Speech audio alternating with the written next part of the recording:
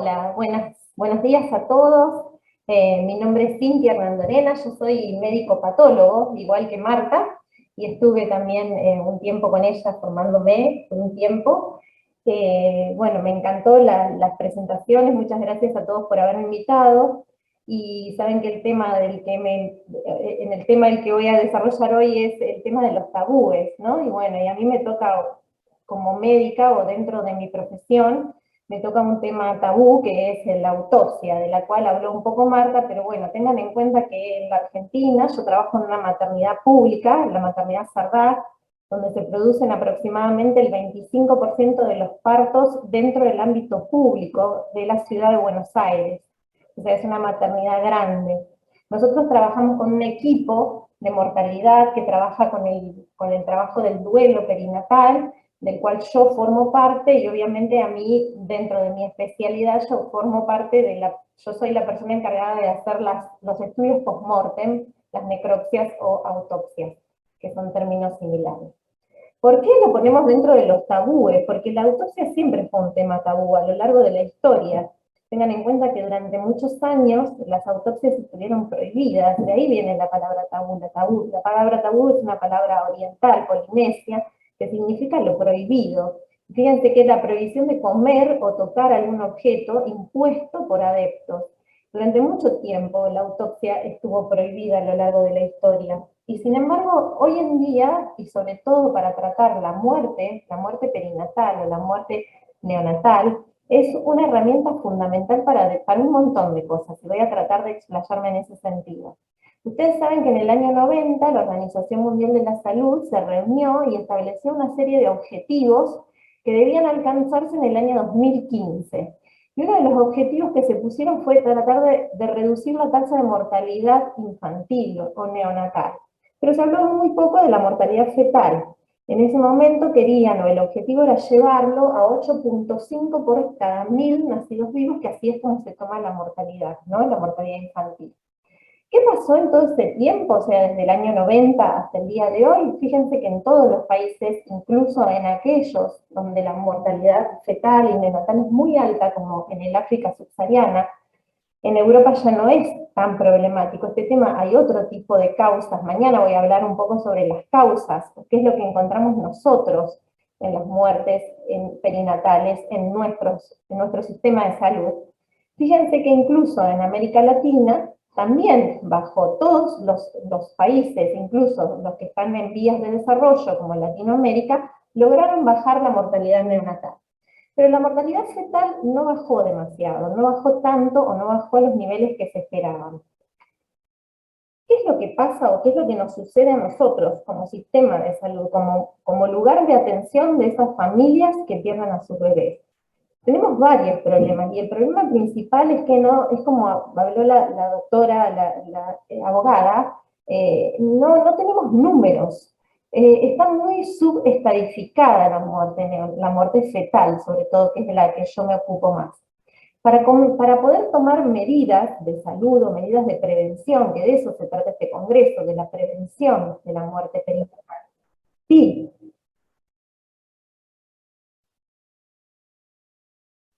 sí fui pasando.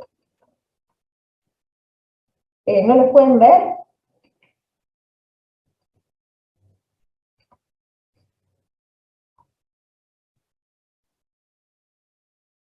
Ok, tratemos de solucionar este problema.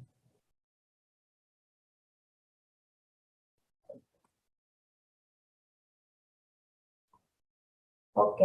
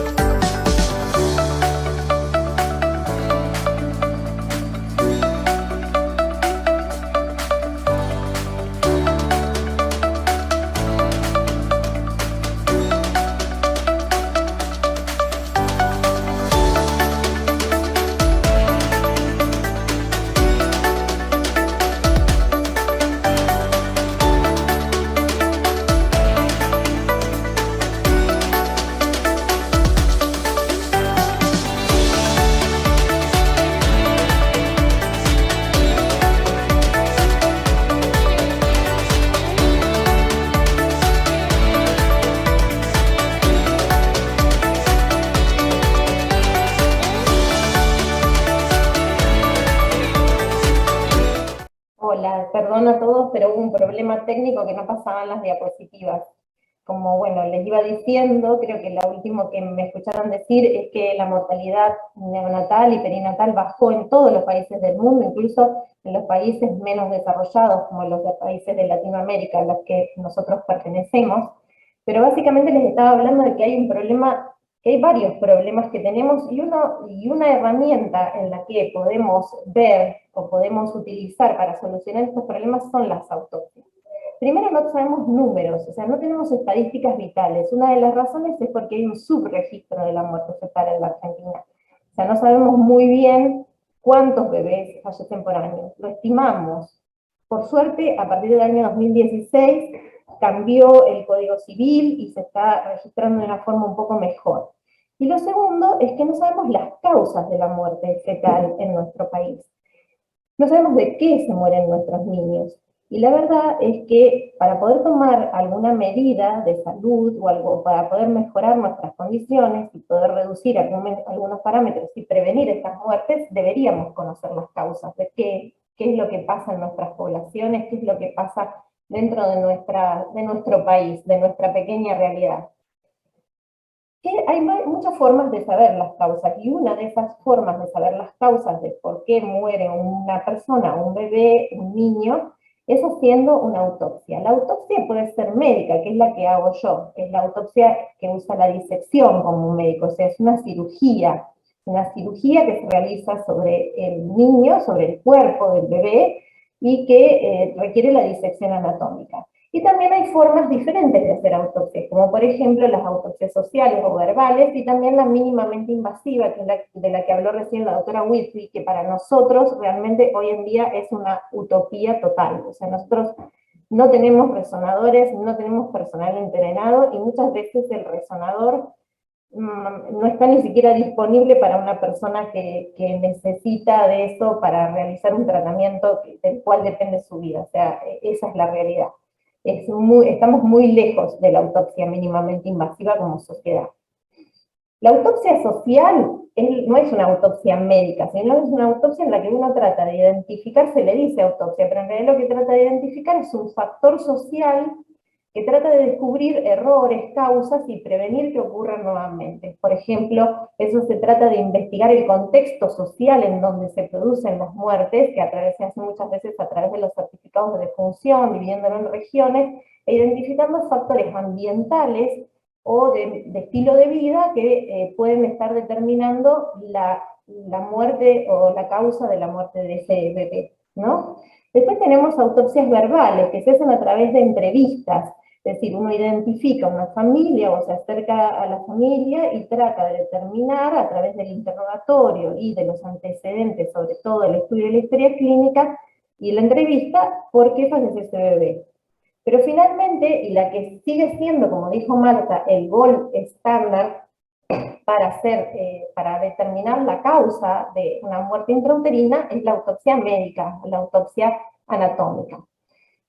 Como dijimos, las definiciones, ¿qué es una muerte perinatal? Una muerte perinatal incluye la muerte neonatal, que es la que se produce durante el primer mes de la vida. O sea, esos son términos médicos y se utilizan de esa forma porque la biología o la fisiología o las causas, los mecanismos de deceso en las diferentes etapas son diferentes. Por eso también se habla de mortalidad fetal temprana, que es la que se produce antes de las 20 semanas, que tiene determinadas causas y determinadas etiologías, y después tenemos una muerte fetal tardía, que es la que entra dentro de la clasificación de lo que es la muerte perinatal, o sea, dentro del periodo que rodea al nacimiento. Eso no es azaroso, sino que se hace por una cuestión médica más que nada. Son términos médicos que están impuestos de esa forma porque nosotros necesitamos nomenclar o clasificar las cosas. ¿Qué pasa cuando fallece un bebé? Y creo que hablaron muchas personas especializadas y mucho más entrenadas que yo. Muchas veces el tema de hablar con una familia que está en una situación terrible, de duelo, de dolor enorme, hablar para pedirle hacer un estudio invasivo, como es una autopsia, no es fácil.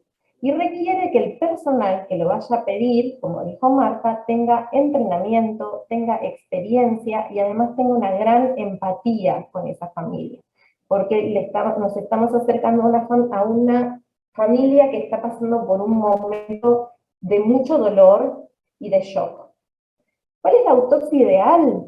Esto, o sea, así como les hablé que hay diferentes formas, la que no tiene restricciones e incluye la patología, la microbiología, es decir, la identificación de microorganismos, el estudio genético y sobre todo, siempre, siempre, siempre la placenta.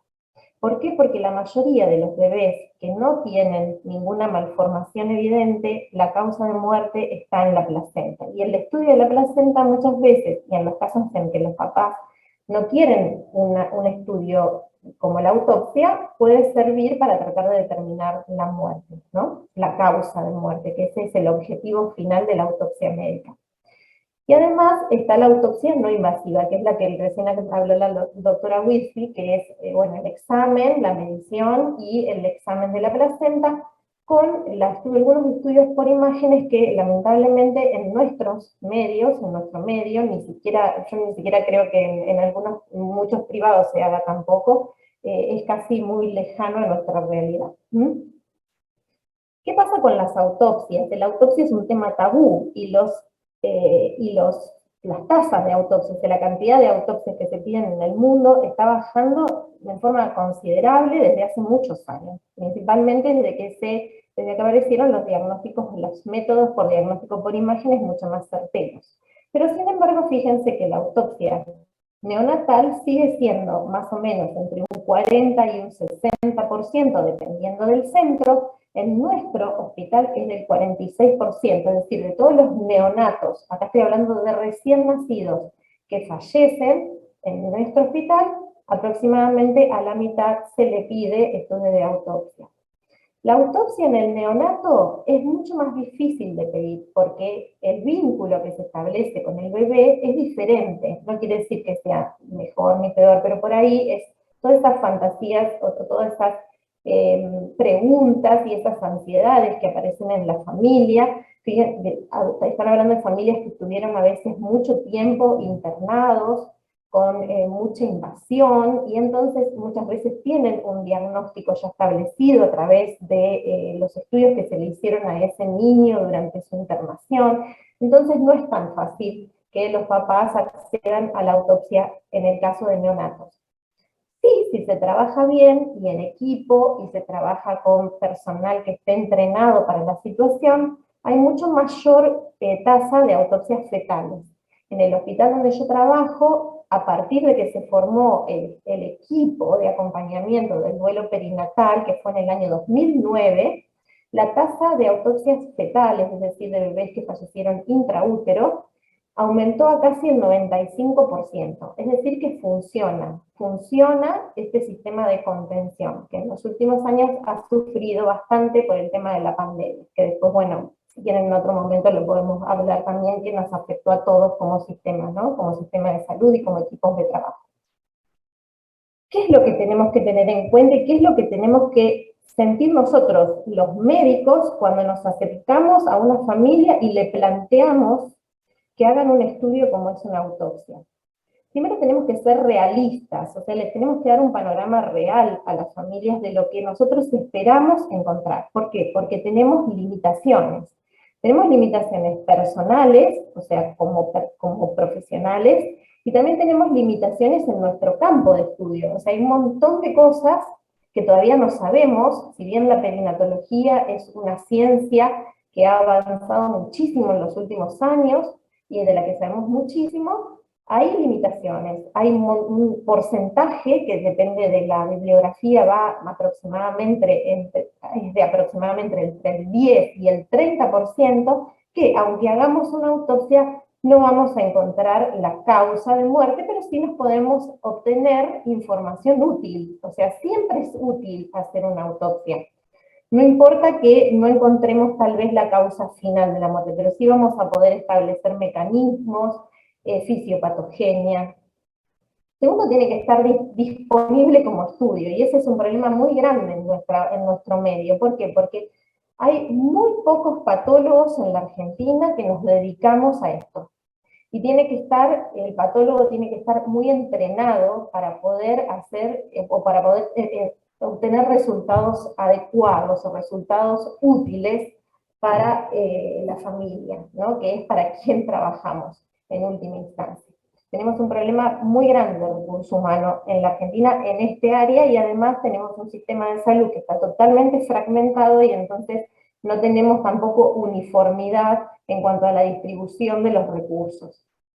También tenemos que plantear a la familia que va a estar en tiempo, y es lo que decía Marta, o sea, nosotros no podemos estar un año para darle un resultado a una familia. Si bien la autopsia es un proceso o un estudio que lleva mucho tiempo, nosotros tenemos que darle el resultado a la familia en un tiempo prudencial, que no debe ser más de 2 meses, en general es lo que se toma como parámetro acá y en el mundo.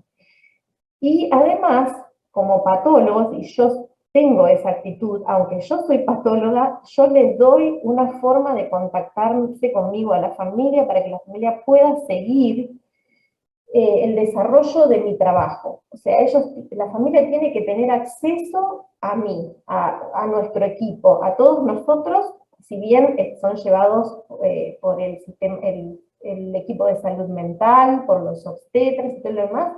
El paciente, la familia, tiene derecho a saber en qué situación está el estudio que estamos haciendo. Y tiene que ser respetuoso. Nosotros no tenemos la infraestructura que tienen en otros países, pero aún así, y con pocos recursos, acá en la Maternidad Sardá tenemos un lugar donde los papás pueden estar con sus bebés, donde pueden estar tranquilos. Es un lugar que está alejado o está separado de los elementos que habitualmente están en una morgue, que son muy chocantes, o sea, son muy chocantes para las personas, entonces se los separa de eso y se le da un ámbito de privacidad. Pueden ver a sus bebés todas las veces que quieran, o sea, tienen que llamar y se les abre este lugar para que puedan verlos, para que puedan estar con ellos, para que puedan preguntar lo que quieran, sacarse las dudas. Y siempre el proceso, por sobre todas las cosas, debe ser respetuoso hacia la familia. Para ellos trabajamos. ¿Cuáles son los beneficios de una autopsia? La autopsia tiene muchos beneficios, o sea, y sigue siendo, creo, y no lo digo yo, lo dicen todos los especialistas, el gold standard en el caso de muerte intrauterina. Primero porque nos da una herramienta para el asesoramiento en el futuro. Muchas veces encontramos anomalías que pueden tener cierto grado de recurrencia o herencia, y entonces la información que le podemos dar a la familia los ayuda para futuros embarazos. Generalmente son gente joven, o sea, familias que tienen un futuro reproductivo, y es importante que le podamos dar información que los ayude en el curso de una próxima o eventual próxima gestación. Tienen que recibir asesoramiento. Segundo, en cuanto a la culpa y la vergüenza, lamentablemente, y es así, en cualquier proceso de muerte intrauterina existe una gran culpa. La madre siente culpa, la familia siente culpa, siente que no hicieron lo suficiente, sienten que hicieron algo mal. Y muchas veces, en el momento en que se hace la devolución, o sea, la hacemos todo el equipo de acompañamiento, el patólogo, el neonatólogo, el obstetra, se discuten los casos antes de hacer la devolución a la familia, sirve como una forma de sacar esa culpa o esa vergüenza que habitualmente están presentes en el primer momento o en el momento del shock. Puede responder preguntas importantes que muchas veces quedan sin respuestas en el momento de la muerte. O sea, es un momento tan chocante que muchas veces quedan preguntas, quedan dudas, que a veces los hallazgos en la autopsia pueden dar un poco de luz a esas preguntas o responder esas preguntas. Ayuda en el proceso del duelo, porque es una forma un poco de cerrar un poco el duelo o darle si no es un final, no sería esa la palabra correcta, pero sí ayuda en el proceso de elaboración del duelo.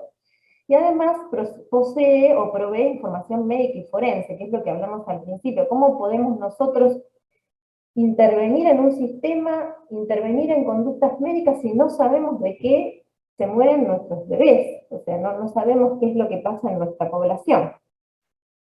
Para la sociedad, entonces, existen también beneficios, porque confirma, refuta o modifica el diagnóstico clínico. Bebés que tuvieron un diagnóstico muchas veces en la autopsia en un porcentaje no despreciable, podemos modificar o confirmar ese diagnóstico que se hizo a través de la clínica. Da información y educación para el recurso humano. Ustedes saben que los países tienen el deber el deber de formar recurso humano, porque todos somos prescindibles, todos en algún momento nos vamos a ir de esta tierra y vamos a dejar, es nuestro deber formar gente para el futuro, ¿no? Facilita la investigación del medio ambiente, del estilo de vida, y cómo ese estilo de vida o ese medio ambiente actúan o definen las causas de muerte. Es como a veces, por ejemplo, podemos encontrar falta de acceso al sistema de salud, falta de acceso a ciertos métodos diagnósticos, y entonces a través de la identificación de esos factores podemos tomar una conducta a nivel de lo que es la salud pública, ¿no? Mejora la calidad y la utilidad de las estadísticas, que es de lo que siempre hablamos. No tenemos buenas estadísticas en Argentina y creo que en la mayoría de los países de Latinoamérica, por muchas cuestiones. También puede servir para identificar enfermedades raras, como por ejemplo está pasando ahora que a veces surgen enfermedades nuevas y se diagnostican o se identifican a través de la autopsia, que no siempre tiene que ser una autopsia total, también, como dijo Marta, puede ser una autopsia parcial, se puede hacer una autopsia sobre un determinado sector o sobre un determinado órgano que creemos o que el médico clínico cree que puede ser el blanco del problema, ¿no?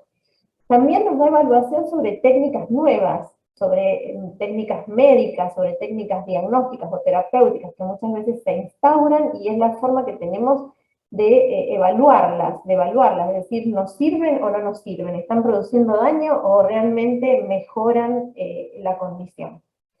Aporta datos epidemiológicos y también puede aportar información nueva sobre una enfermedad que ya conocemos. O sea, a veces, por ejemplo, podemos encontrar un hallazgo en la placenta y decimos, uy, esto lo estoy viendo bastante seguido en tal cosa. Y entonces lo podemos describir y darle más información a la sociedad médica y a la sociedad en su conjunto para que sea de utilidad para todos, ¿no? Y sobre todo y más que nada para las familias. Y después tiene un valor legal. Hacer una autopsia o sea, hay lo que nosotros hacemos en los hospitales son autopsias anatomopatológicas que son diferentes de las autopsias legales. Las autopsias legales en general se hacen de forma compulsiva y las ordena un juez porque hay una causa de muerte dudosa. La autopsia médica se hace con el fin de establecer la causa de muerte y requiere sí o sí del consentimiento de la familia. Pero nos sirve como auditoría. Se dice, y no solamente acá, que los hospitales tienen o determinan su calidad de atención si tienen buena cantidad de autopsias. O sea, es una forma de auditar lo que estamos haciendo en un sistema de salud, en un hospital, en una institución. Explica las muertes súbitas o inesperadas. Hay gente que trabaja en muerte súbita, no es el caso nuestro porque en Argentina la muerte súbita no se estudia en los hospitales, sino que se estudia en la muerte judicial. Y también puede clarificar a veces aspectos conflictivos que tienen que ver con lo legal, o sea, con la praxis médica o la praxis de una institución, ¿no? ¿Cuáles son las recomendaciones que debería dar y cuál es el tabú que yo vengo o que estoy tratando de derribar? Que la autopsia debe ser parte esencial de la investigación de la muerte fetal y neonatal, sobre todo cuando no está asociada a anomalías o malformaciones. Es decir, cuando tenemos un bebé que venía bien, que sabemos que no estaba mal, que no había ninguna causa y de repente ocurre esta muerte y no tenemos una causa definida. Muchas veces tiene que ver, como ya les dije, con la placenta, por lo tanto la placenta debe formar parte de la autopsia, debe ser examinada por un patólogo entrenado. Y la segunda es esa, que tiene que ser realizada por un patólogo que tenga entrenamiento en patología perinatal y pediátrica. no debería ser realizada por un patólogo sin experiencia o por un patólogo quirúrgico general. Y este también es un problema que tenemos en nuestro sistema de salud, porque si la escuchan Marta, en Inglaterra los sistemas de salud están regionalizados y los casos de muerte fetal se investigan en un determinado lugar con gente que está entrenada en eso y no como se hace en nuestros países, ¿no? Bueno, pero eso es un problema que me excede como profesional. La autopsia brinda información valiosa para los padres, sobre todo, para el médico y para la sociedad. Y cuando los padres autorizan la necropsia, y eso es lo que tenemos que tener en cuenta, por eso hay que trabajar en equipo, ponen en juego muchas expectativas. Los papás quieren saber cómo y por qué. Y nosotros, como profesionales, como equipo de salud, tenemos que darles o tratar de darles la mejor respuesta posible, siempre aceptando nuestras limitaciones humanas y profesionales, ¿no? En adición a esto, esto es de esa publicación de Lancet que tanto se muestra en el año 2015, se desarrolló un fascículo entero sobre muerte fetal, y fíjense que dentro del Millennium Development Goal, de la agenda de la Organización Mundial de la Salud, no se tuvo en cuenta, o no se tuvo en cuenta como objetivo o como foco la mortalidad fetal, sí la mortalidad neonatal. La mortalidad neonatal la hemos logrado disminuir como sociedades o como países, y sin embargo fíjense que sobre mortalidad fetal no se habla. Es un tema tabú, justamente, es un tema prohibido en todos sus aspectos, y por eso estoy muy feliz de que Jessica y todos los organizadores hayan hecho este espacio de encuentro para darle visibilidad a un problema que existe. ¿Por qué? Porque mueren 2.900.000 bebés neonatos. Pero fíjense los fetos, 2.600.000 fetos o niños muertos intraútero. O sea que su número es casi igual. Y sin embargo, no están visibilizados.